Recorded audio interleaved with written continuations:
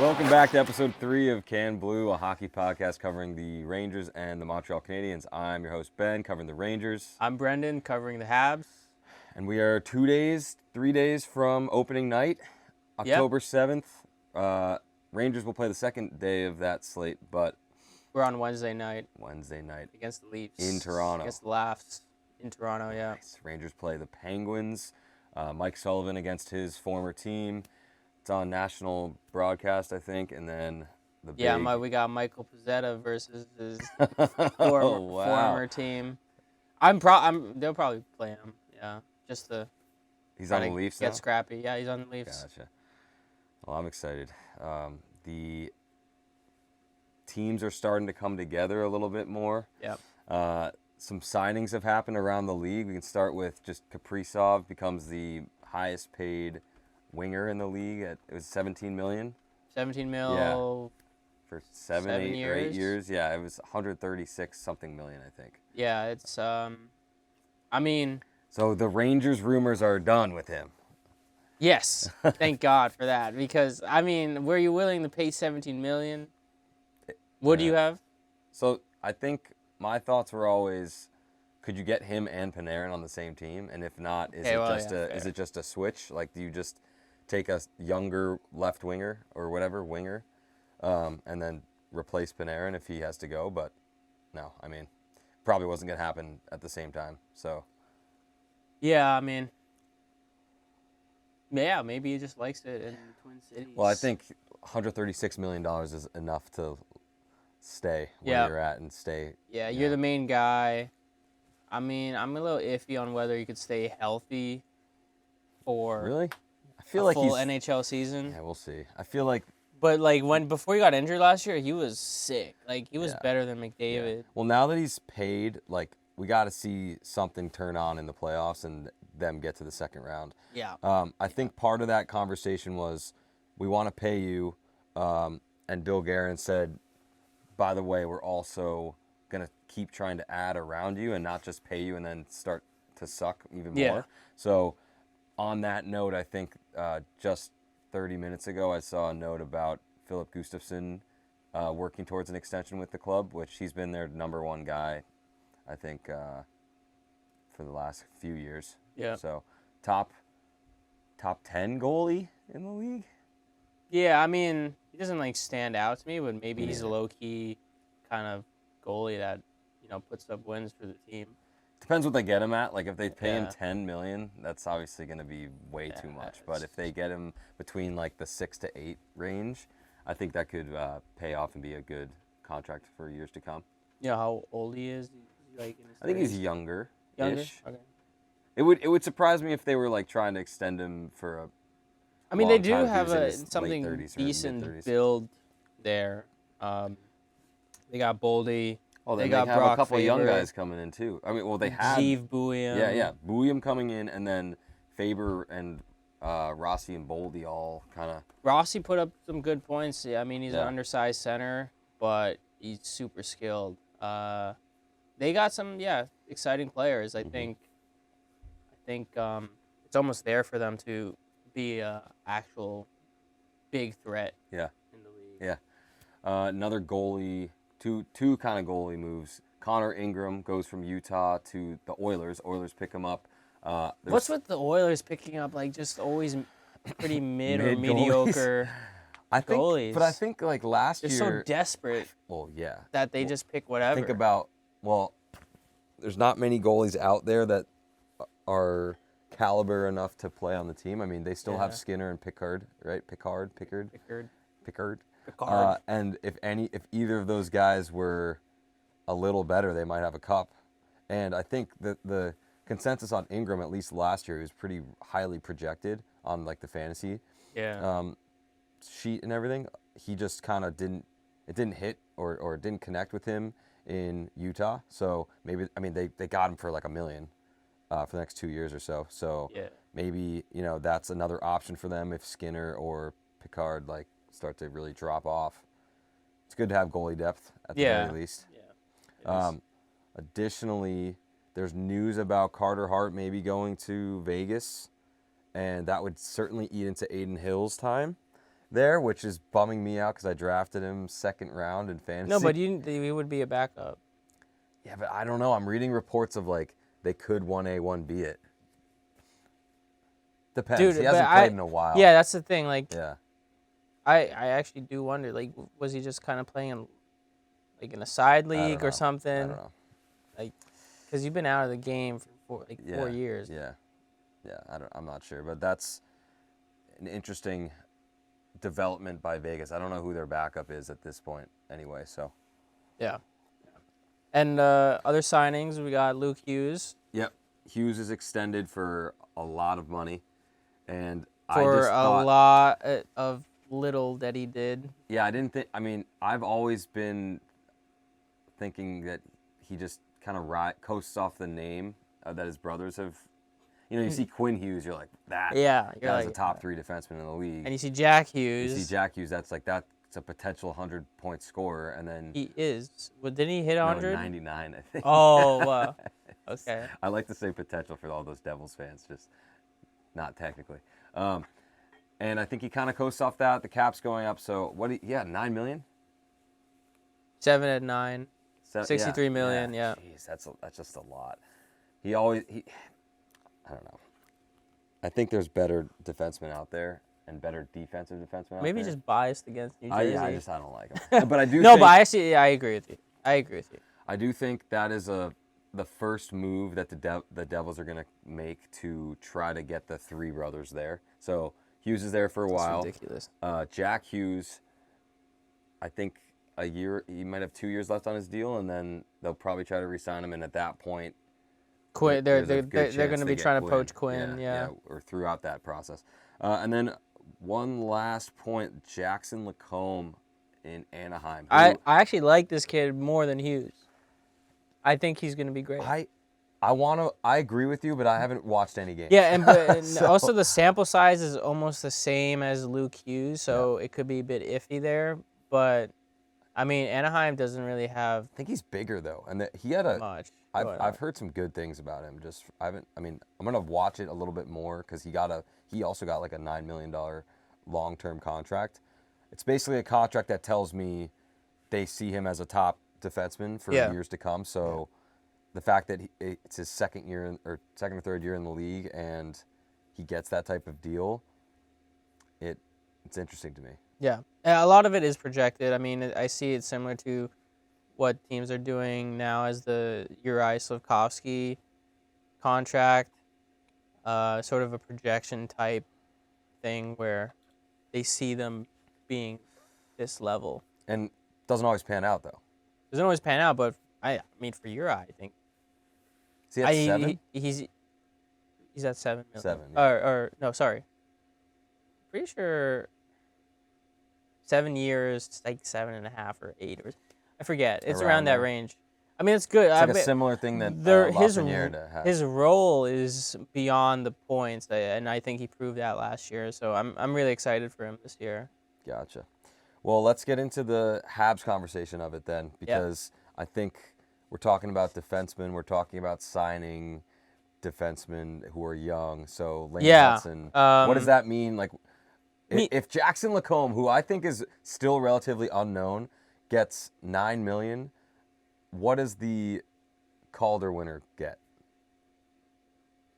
Listen, I don't want to skimp out on him. Like, I love Hudson. We haven't had a player like this, and I want to keep him. Like, I want him to be a Hab for life. Yeah. So, I would give him big money, more than $10 million, easily. All right. But so now think about it from a business perspective. You want your team to continue. In a business perspective, it has to. Like, Lane Hudson is going to be like Quinn Hughes. That's my business perspective, which is the projection of Lane Hudson. So it would be an insult to say, hey, here's 9.5, and it's like the same as Noah Dobson, and just slightly above Luke Hughes and Jackson Lacombe. So if you are, I don't want to insult him. it's not going to insult him. It's going No, to be, it's no, going to be the most money that he's ever seen on a piece of No, paper. but regardless, I don't want to. I don't want to mess around. If you're the I don't want to Canadiens mess around brass, here. you go to him and you say, "What is your first offer?" So the lowest offer you'll make, and then you assume he's going to come back with a higher number, and then you might get somewhere in between. I'd even say 10 million is the lowest offer. You wouldn't even try for the 9. No. What if he signs for 9? No, I wouldn't. I wouldn't try for the 9. I wouldn't. Absolutely not. So 10. 10 is the minimum. I see it. And how high would you go? 12.5. You wouldn't pay him 13? He asked for 13, go give him 13. But I would. All right. So let's say, I mean, if he has a down year this year, like if he has a little sophomore slump, that's honestly probably better because you believe. I don't in him. know. If I was Lane and we offer him 10.5 or 11 now, he'd probably take it. Like, yeah, we take that. But it's just $1 million higher than like basically what Dobson's being paid. That's really good. That would be that's really good. And so that's $20 million locked up in 2 defensemen. But the cap's going up. You keep saying the cap's going up. I know it is, but that's like 20% right now of the team. I'm just saying, like, this is what I think he's part of our cup run. He has to be. Yeah, I know. Yep. I mean, like, there's no two ways around it. You pay your game-changing guys game-changing money. It's true. So, otherwise you lose them. That's yeah, but it's an RFA, so like you're not gonna really like no one's gonna come in and poach him at this point. Listen, we got our top line locked in for a long time, or at least for the next 4 or 5 years, at a good number. Like for the numbers that Suzuki's putting up, his contract is like amazing. So why wouldn't Lane Hudson bet on himself and say, I want a 4-year deal, and I want it to be. And that way he'll do a little less. Because basically, if you lock him up at, let's say, 12 for 8 years, that is going to look really good for the team in the last 4 years because we think the cap's going to keep going up, up, up. So why wouldn't he be like, all right, give me a little bit lower number, still high, for 4 years so that in another 4 years, when all these contracts come up, I'm going to have a better shot at, like, the cap being 140 instead of 115. I mean, I can see that being a thing, but that's what more players kind of should do, I think, in the league. They don't, though. They take the consistent money, which is it's fine either way. But I feel like at some point this league is going to shift to understanding that their value and betting on themselves a little more, and taking shorter term deals instead of locking it up. I don't know. I see. Beyond even the points, I just see Lane as like a so valuable asset, on and off the ice. Like the guy lives and breathes hockey, constantly. And I've never seen that in a player, on the Habs in a long time or ever, really. Mm-hmm. Like he's obsessed, and I want that obsession. And I think if we win a Stanley Cup within the next 7 years, it's Lane Hudson on the team. So, lock him up. All right. I'm pretty adamant on that. I know. I like it. Like, yeah, I don't know if Uri and the other guys will pan out, even Demidov, in the next 7 years. But if we make a big run in the next 7 years, Lane Hudson is on the team for that. Okay. Yeah. All right. So now, other things that have happened for the Habs. Really, just in the last week, it's this whole Ottawa series that I am sick and tired of the Sens. I just can't stand them. And I can't, and this is going to be a hot take, but I can't stand, like, Brady Tkachuk as the captain. Like, people calling him as, a great captain all around. I don't see that at all. Yeah, he puts up the fight when he needs to, which I respect. I respect him a lot. But like as a captain, is he like I don't know. I hear these commentators kind of glaze him a bit. So I don't watch too many Ottawa games, but the way that he played for the U.S. in Four Nations. Like, assuming he plays and is going to be a big part of the Olympic team, I love him now. I always was like, man, he's. I always whatever. view that as separate for some reason. I like He was like unreal. world stage. He was unreal though. Yeah, Against the but best of the he best. had. And he had that grit. Oh, No, so because good. he had a lot behind him. He had his brother too behind him. Yeah, but he was like hurt half the time. No, but like it doesn't matter. It's a mentality thing because of what's around him. But if you put him just in the sense, I don't know, they're pretty mediocre.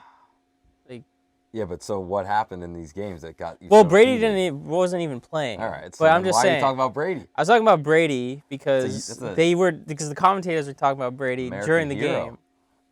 Yeah, I don't want to say he's an American hero. could be if they Lane win gold. Hudson could be If they too, win by the gold. way. If they win gold. Lane Hudson could be too. Okay. Well, If he makes a the lot team. happened in this game. It was in Quebec City. We played in Quebec City. For some reason, the Sens were the home team, whereas there's like more Habs fans. And it's a French-speaking city, predominantly French. Often a lot, from what I've been told from friends, people don't speak English up there. So I don't know why we were the away team, but regardless, it starts off, Florian dropping gloves with Yannick. Oh, Yannick. Yannick. I don't know what the hell his Yannick, name is. Maybe. Pretty good. I think overall, people would agree that he won that fight. I mean, he kind of knocked his helmet off and Bash brother. dragged him down. And then it all really started, the chaos, after a hit on New Hook. So this guy, his name is Hayden Hodgson. He just does like a bad, just an AHL lifer, by the way. Just like a bad boarding, hit from behind on New Hook, hard. Thankfully, New Hook wasn't hurt. But, Carrier, being the nearest person, dropped the gloves and just tries to stick up for him. And I've noticed this too, like when it comes to these situations where you have to stand up for your team, the nearest person always has to like go for it, right? And I see it elsewhere too, despite the sort of mismatched. So yeah, Carrier does his best to fight, and then this really started the whole drama of the night because later on, it was just like all hell broke loose. It was, but I don't know how like it all started, but during like after the whistle, some scuffling happened around the benches. Struble then starts it by basically cross-checking, I think Yannick in the throat. Okay. And then that brought McEwen to kind of approach Arbor. And there's history with this guy McEwen and the Habs. Last year, Arbor and him fought and just destroyed him. So then he approaches him again. Arbor grabs him. They start wailing on each other. And he gets dropped and dragged to the ground again. And then separately, Struble is fighting Yannick at this point, who's obviously pissed from being cross-checked by him. And then Struble drops him just straight to the face, and then you just see blood all over this guy, Yannick. And also at some point, he was just like, the refs were trying to break them up, and he was on the ground, Yannick, and Struble was up, and he was just like grabbing through his pant legs and stuff and not letting go for whatever reason. And that was close to the end of the second period, and by then we were already destroying them, like we were already winning like 3-0. And it was heated. It was heated. I was pissed, and like it got me going just to see Jack-Eye and Struble just win outright. And the problem is after this, because after losing fights, you usually kind of Run around and overcompensate for that. So there were so many penalty minutes. There was, I think, around 152 penalty minutes between each team. Okay. But a lot of them went to us because, honestly, Ottawa was the instigator most of the time. Yeah. So we were on the power play, and Demidov's on the ice. He's on the boards, and you see Nick Cousins trying to hit him. Oh, He yeah. misses it. Yeah. He misses it completely, but he was trying to, go in hard on the boards on Demi. And then Demi goes to the point, passes it, way beyond the pass. Nick Cousins just like chops at him both hands Yeah. and gets him on the right hand. He obviously makes the gesture of it hurting. And it you don't want to, like, you think he'd know better because he gets called on it, obviously, and he's like, what, what do you... Yeah. I mean, it was a blatant. Yeah, it was so two-handed blatant, chop. and out in the open, he's like, oh, what? Dirtiest player and also the worst, like, most hated player in the league, right? So this, I mean, I was afraid that this would happen because... The problem with preseason, you get these guys who need to make a name for themselves, and it's just like them running around trying to get in fights and big hits on big, like, and usually like, you don't do that to like a star NHL player because you're literally gonna get sent. Like, it's not making a good name for yourself in the NHL if you're just like... He doesn't care at this point. Yeah, well, Nick Cousins doesn't care, yeah. So, like, yeah, and Demi, like, I know people say, like, he played the next play after that chop, but he was still hurting after it, like, over the bench and, like, kind of nursing it. And by the way, why this is important, because I forgot to mention that after that scrap, both Jack guys were pretty much, like, kicked out of the game. Yeah. Arbor was kicked out. So you have no Jack guys on the ice. Yeah. Yeah, some player like Nick Cousins is going to do something dirty. Rat, yeah. So I was thinking immediately, be careful.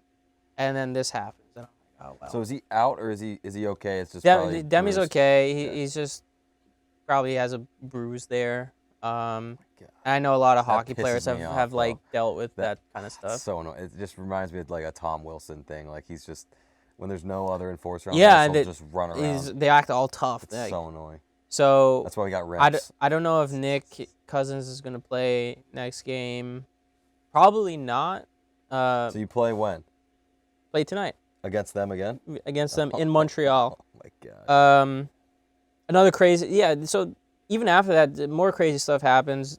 After we're up 5-0, Doc, who had a good game, and I'm really proud of him, he just like dumps it, and he's just like, and it's like end of play or something, a whistle happens, and then this random guy just like picks him up or like just holds him and just starts wailing on him unprovoked. Unprovoked. I've never seen this before, where a guy just dumps it and it's just like, he's just standing there or gliding and like honestly not even moving much, and then the guy just like goes up to him and just starts wailing on him. Oh my gosh. And so he gets an instigator. He gets kicked out of the game. Yeah. I forgot his name. It's some no name. And a lot of no names here. And I was just like, what? We get another penalty, obviously, because like.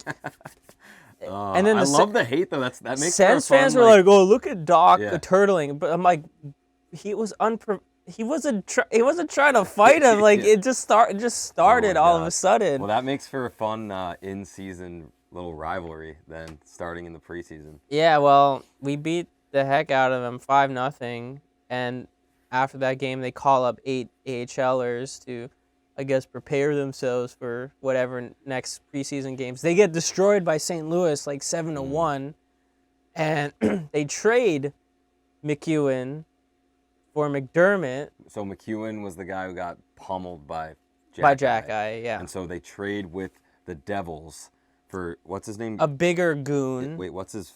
I don't know his first name. Curtis McDermott or something? McDermott. Who was basically, if I remember correctly last year, he was called up for them or traded for them to be the answer to Rempe last year. So like, there you go. Literally, yeah. There you go. It's literally just to be a pylon and fight. Like, he's going to try to call out destroy Jack Guy. Yeah, he's going to try. Him and Brady are probably going to try to destroy the Jack Guys.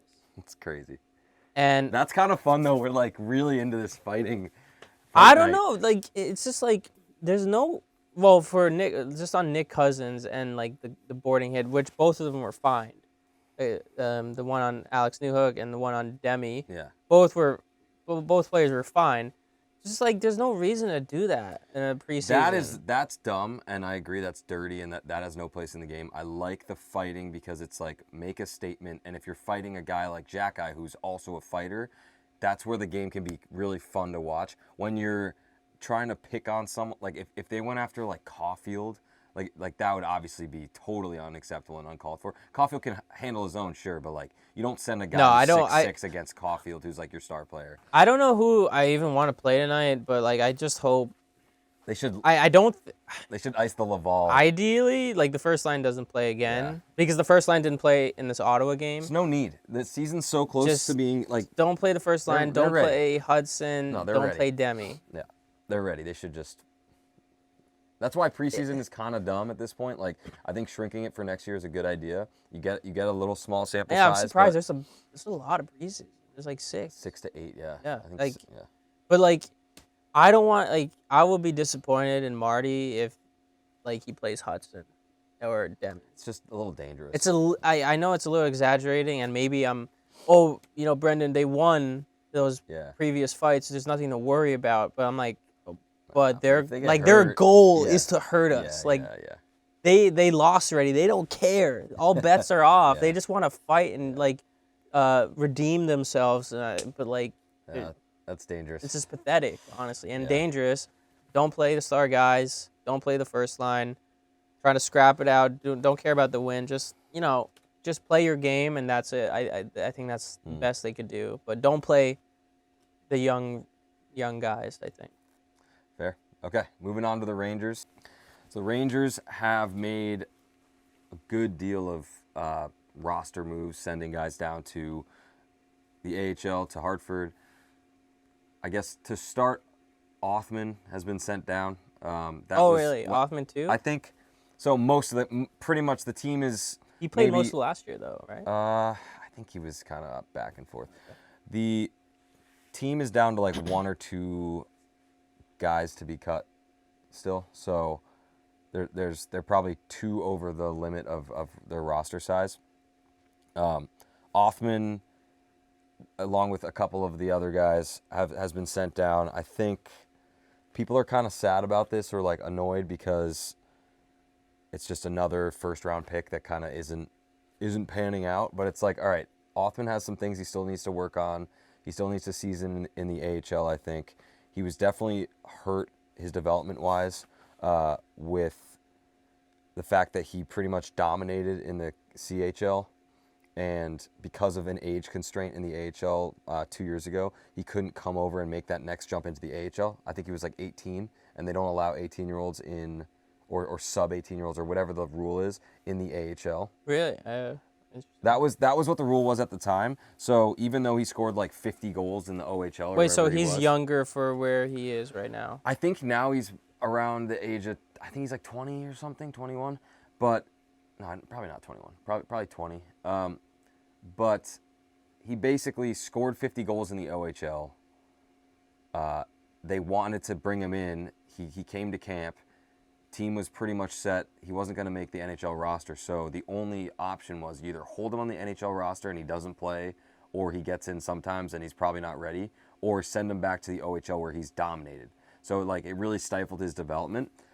Hoping that something happens this year where either honestly we trade him for something back and we get value and he develops more somewhere else, or he really takes that next step at the AHL, develops whatever his role is. And this is a big thing I'm going to talk about, is like the role of the players on the team right now, and the players kind of getting sent down and being held up on the roster, because that seems like a big thing that Sullivan was harping on. Is Othman has things in his toolbox that make him an effective player and effective just like play driver and defensively good, but I think there's more there that he has to kind of establish what his role is going to be, because he had been a big time scorer in the OHL, but especially right now his skill isn't there to be a top 6 guy on any team. So if he's going to play in the NHL, he has to learn how to play those third line defensive minutes. until he's ready or until his skill develops to the point where he can make that top 6 jump. So there's some things there that he has to really hash out. I think the AHL is probably the best move for him, even though it's a shame because he is a top pick for us. He's still pretty high on our prospect depth chart, so he's going to get he would, injuries come along, or if a trade happens, he'll probably be in the conversation. So there's that. The bigger news, I think, and the more recent news is Gabe Perreault and Scott Morrow have been sent down. Again, Very surprising for Perreault. I would say people are. It's a mixed bag of if people are surprised or if people think it's the right move. So getting into like the cap and the roster situation of it all is they are on their ELC, so entry level contract. So they're able to be moved back and forth without going through waivers. If you're not on your entry level deal, so think of like Brodzinski, Brett Berard is another like kind of guy who's on the cusp here. They are on their two-way or their one-way contracts, and if they were to be sent down to the AHL, they'd have to pass through waivers, which means any other team can look at them and just scoop them up. Yep. So the fact that Perreault and Morrow don't have to do that because they are technically still in their like rookie deal makes it an easier move for them to be like, all right, we're going to put you down there. There's things that you can work on similar to Othman in the AHL, and then if an injury happens, if we decide, you know what, we don't like the look of our roster, we can call you up with no issue. But to start the season, that's kind of the tactic that the Rangers have been going with, and they've been really focusing on the veteran NHLer type of presence on their team. Yeah. I think that's similar That's to true. what we were talking about, like Joe Veleno for the Habs. He's going to be someone, I think he's there on a PTO. We signed him. You signed him? Okay, Yeah, so yeah. he's signed. If they wanted to, he's basically, what that means to me is he's going to take the spot of a younger guy like Florian Jacki or someone that is still on his ELC, or who was the other guy? Beck? Beck. Oh, So Beck, those yeah. guys can go back down to Laval without any repercussions or without someone trying to take him. Whereas if they tried to move Veleno down, there's a chance is he a center, right? Yeah, he's a center. So centers are hard to find in the league. I Yeah. think they would. Yeah, Veleno's probably going to be there, and yeah, for Even if Beck For- and for- Florian have been a little better, Yeah. it just makes more business sense to keep them where they can season a little more. and Perreault, yeah, I mean, how many games did he play last year? Like A couple. He still he still he didn't like burn- it's good or did he for burn? him. Like he's on the cusp, which is a good thing, and he should play AHL minutes to bring it up because I think he'll have no problem, and he'll be called up Yeah. throughout the year. I think because he's that good of a player. I agree. I think back to that role conversation. So Perreault, preseason wise, I thought he scored almost every game that he was in. Yeah. He had. I he mean, he did. has the shot. He has the sense for it. He's still a little small. You could tell he's like He could more of pass a though. call. Yeah. No. And the way that he But if plays you're with small, his line mates. If you're doing that while you're like kind of tiny or like that's He's like, not you're small good. in the sense of like he's a short guy. It's more like he's just doesn't have the build yet Oh, of, the build. of someone who's been working out and putting on Yeah, I mass see, like yeah, that. yeah. He still has room to grow there. I think Morrow, for a lot of people, is more of a head scratch. Like I think people can swallow the fact that Perreault, again coming back to role, he is going to be looked at as a top 6 guy Yeah, until that's how I feel like I thought of Othman, and then slowly Othman's kind of been going down like middle 6, maybe bottom 6.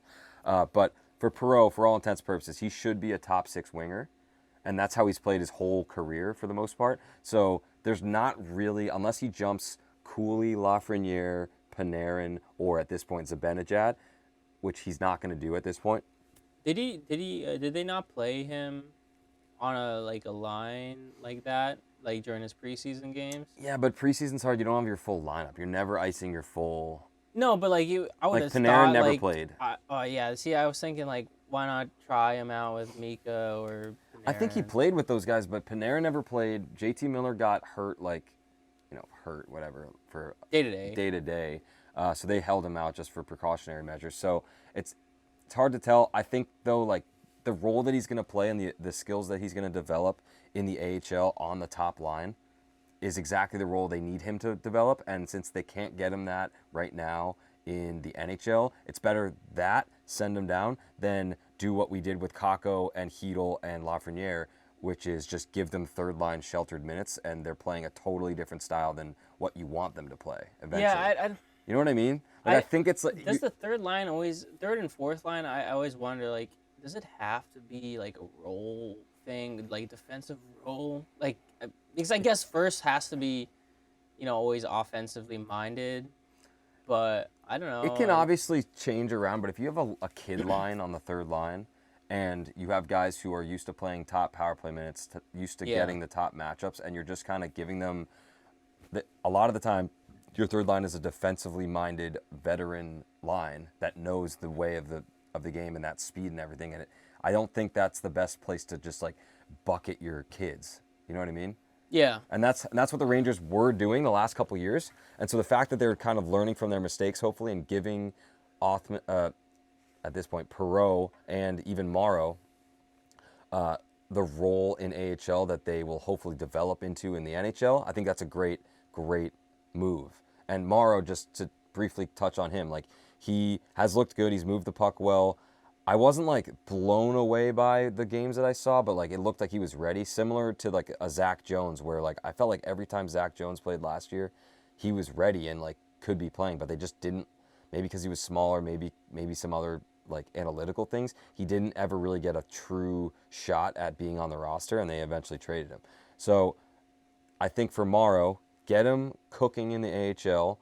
You have guys like Vakanainen and Susi who are NHL staples, but Morrow could jump them. And it's a similar thing with Perreault. No, he's going to jump them eventually. It's a similar thing with Perreault. Susi?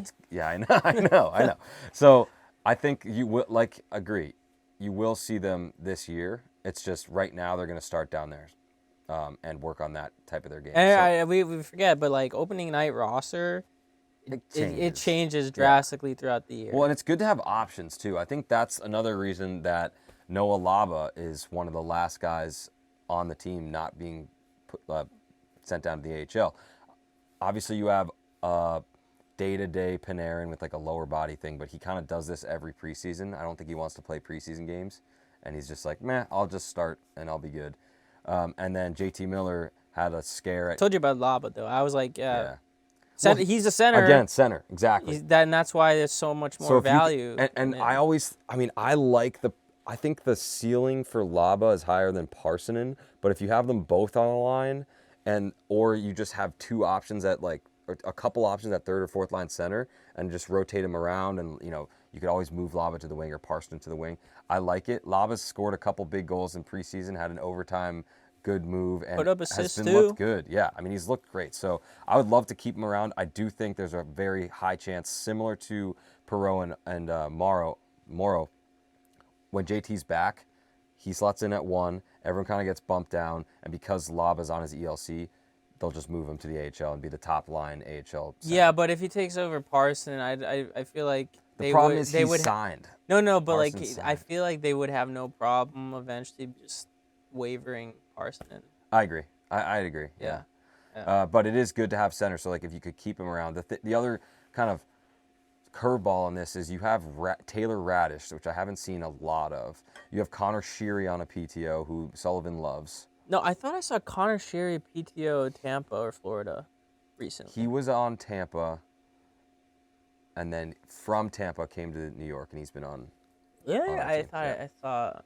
Yeah, and then you're thinking of like, what about Berard, who looked good and like tried and had some good goals last year on your bottom six, and then Brodzinski, like where do those guys go?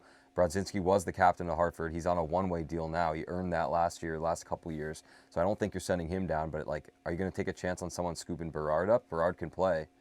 So it's again, I think it's a good problem to have, but what they'll probably end up doing is keeping the veteran guys and going with the more veteran lineup to start, and then when that fizzles out and they need a jump, they're going to call up the guys like Perreault, Morrow, and Laba.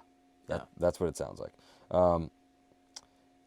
And honestly, it's a little bit different of a strategy than they've done in the past. In the past, they've kept their kids and just not give them the type of role or minutes that they probably should have. So I like that they're changing it up a bit, because I think it's well known the Rangers have not been great at developing.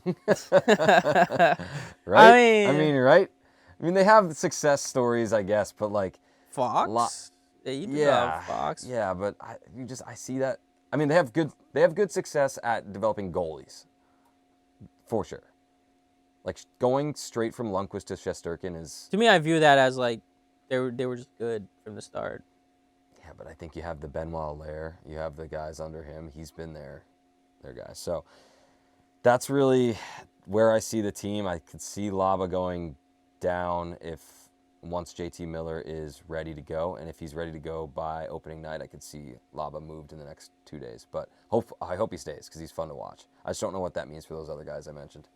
I did forget to mention about the Habs, about like, the movement. I mean, Joshua Raw, he was moved down. Mm-hmm. He's on an ELC, so he didn't get waived, but his camp is going to talk to the organization to discuss sort of, his future with the Habs and what his role is. And I know it's sort of maybe a more honest discussion and like, but a lot of people, I wouldn't say I'm in this camp, are like viewing it as like entitlement.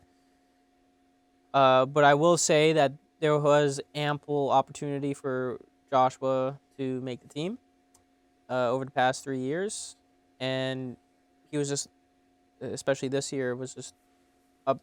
What's the word? Just like our other guys like Owen Beck and Florian just showed up better at camp, in rookie camp, and in the preseason, including Kapanen and even Adam Edstrom, who's still up with us, who's a defenseman. Adam Edstrom. We have Adam Edstrom. I think his name is also Adam. I forget. Really? Another Edstrom? No, it's probably not Adam. Yeah, you're right. I was just thinking. We're just talking about Edstrom. Yeah, you're right. Something Edstrom. I should know his name because he's a good defenseman prospect that really showed up for us. Like the one defenseman prospect that showed up is not Ryan him. Bacher. Because he's been injured. He's out with injured with the broken hand or whatever finger. That did not ever since Carey Price botched his name in the draft. It was a cursed draft. It was a cursed draft. Well, Mitchkov didn't want to join us, so I'm still okay with Ryan Bacher as a pick. We'll just see. Bust. We'll just see. Screams he bust. Hasn't even reached. He hasn't even played in the NHL yet. Yeah, bust. Top pick. I know you're just trying to. I just don't get it. I just don't get it. I don't get it. He was the best defenseman, right-handed defenseman. We need right-handed defenseman as a center is a premium. I know, he just can't. He could play. He hasn't played. Yeah, in the AHL. He's good in the AHL. Yeah, well, he just got unlucky. It's not like it was a deficiency from the handbrake. It was like a puck to the hand. I just feel like some guys are injury prone, and this guy might not ever come out from it. Happens every year. No, it's give it another year, and he gets injured in the preseason next year or this year again somehow in the AHL. Then yeah, okay, I'll agree with you. One more injury, all right, then I'll agree with you. All right, but right now it's just a hand injury. It's fine. Regardless, we got Owen Beck, Jack Eye, Kapanen, because Owen and Florian are on their ELC. I think they're going to be sent down, but they will come up and play throughout the season. Kapanen was just like the steady guy, very good defensively, even then now putting up more offensive numbers towards the end of the preseason. Yeah, so like him and Veleno are going to be the two guys, and one of them being the extra. So, yeah, I mean, it's unfortunate about Joshua Waugh, but we got depth now in terms of our prospects, which is a great feeling. Yeah. I do feel bad for him, but also at the same time not really, because he had a lot of opportunities to make the team. Yeah. Okay, final segment. Just points based on like DraftKings Vegas. Over under for both the Habs and Rangers. Points, yes. So I'm gonna say what the Rangers points projection is. You tell me over under, and then you tell me where in the division you think they're gonna land. So like numbers, like fourth, third, whatever. Who is the top of your division?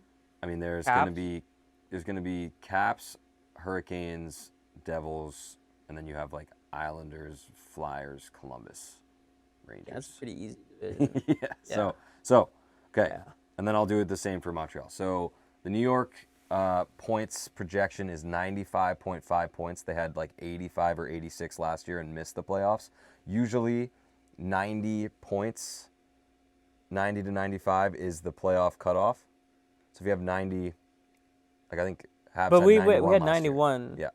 So Rangers are projected 95. Do you think over or under? Like over 95 is like it's like a team like Carolina. Like they get 97 or close to 100. 2 years ago, the Rangers had 115. I and know. 114. I guess over. But I'm like maybe on 95 to be honest. Okay. And where does that put them in the division? Third or fourth. Third. So you think, what do you think the Metro is going to look like? Carolina, Washington, Rangers. Devils 4? Devils 4. Interesting. I kind of think Rangers can get to 100 points. It's not like, I'm not saying 110, 100. I'm saying 100. Okay? Okay. Dude, so last year, like, so much BS was going on. Yeah. But they started hot. They were like 12, 13 games, 13 and 3 or something. So they're going to be over 95. They're going to make the playoffs. I agree. I think 100 and I think 3. Okay.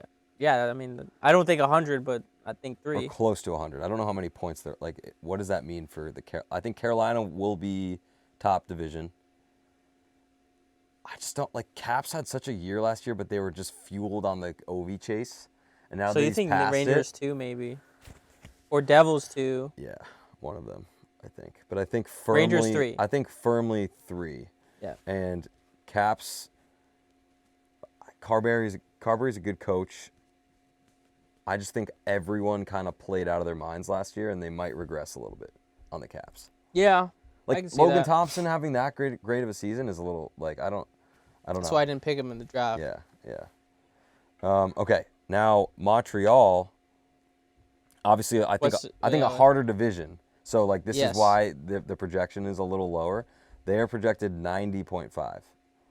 So for me, basically on the cusp. Yeah. Of a playoff. I think so. But for me, I think also over. Easily over. I think you guys are going to be more like 95. Yep. It's not going to be 100. It's not going to be 97, 95. So let 96. me think about like Metro or the division. Atlantic Division. Barkov being out hurts. I think Toronto.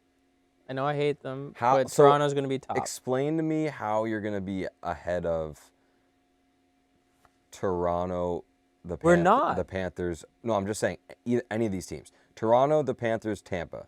How I'll are tell they? you. How are they not the top I'll tell 3? you. Florida. We swept them in the regular season last year. Yeah, but other teams didn't. This is what I'm saying. Like, no, that's what. Yeah, but we swept them.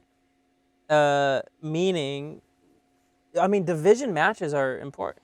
That's why I'm saying that. I know, but I feel like other teams can't beat them. Tampa could beat them. Maybe not Toronto, but Tampa could. What I'm saying is, though, like, do you think Montreal is going to be 3rd in the division, or do you think Tampa, Toronto, Florida are going to be the top 3 again? Because I think Boston is out. Honestly, Detroit it and is Ottawa hard are to going to be in there. Because I do see Florida not being number 1. Maybe not even 2. I mean, I see Montreal 4th in the division. If they're going to put up 95, 96 points, they should number 1 wild card. You think over the Devils? They should be They should be 4th in the division. What about in the conference? You think? Well, I guess I'm just thinking wild card. I missed the conference layout. Yeah. You think wild card 1 though? Yeah. Because last year I think they were wild card 2. They were like the last wild card spot. So a little bit of a jump. You hope they win a playoff series. That's kind of the. Who would they play if they were wild card 1? Let's think. You'd play the top team in the division. No, sorry. You'd play the second team in the conference. So you'd play one of the whoever was the lower So it could be Devils division winners. or No. So No. if we're saying Carolina, Toronto, whoever has more points of those plays the second wildcard team. Whoever has the least points of those plays the first wildcard team. So let's say Carolina. Let's say Carolina. So you think Toronto gets more points than Carolina overall? Yeah. Okay. So yeah, you'd play Carolina. Yeah, we could take them. Take them. Yeah, we could take them. I like Like it. I feel confident that. Like to me, like Carolina, they get a good regular season, but playoffs. Well, I think if you can beat Freddie Anderson, I think our intensity during playoffs is quite on. Even though we're young, is quite honestly better than the Hurricanes. Like if we they just have shot like, volume. there's a couple they shoot it games. so much. There's a couple games in the Washington series where I think we could have taken them, and they outplayed us and they out physicality played us. We could do that for Carolina. Like, come on, like The thing with Carolina is their shot volume is just insane. they did. I mean, year. they did beat Washington though. It's still going. I don't know.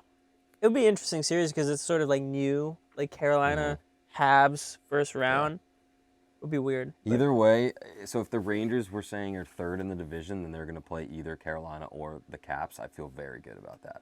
Unless just because of historical, like playoff matchups, the Rangers have had their number like almost every time. Unless something happens where, like, that will take away the confidence I have in the team, it just seems like this could be it. Yeah. Cool. All right. Well, that's our episode. Yeah. Thank you everyone so much for watching. We will no break, right? No We're break. good. Okay. We're gonna next episode 4 is gonna be First week of the regular first season. week of the regular season. We're gonna have actual. It's so nice because I've been looking at the schedule on the NHL app, and it's like, oh, that team beat this team, but then I have to remind myself it's just preseason. It doesn't matter. Now it's gonna matter. It's gonna be like It matters. storylines now. are gonna start to unfold. It's gonna be fun. Yeah. Cool. And excited for that. Yeah. Thank you so much for watching. Please like, subscribe, tell your friends. Thanks, guys.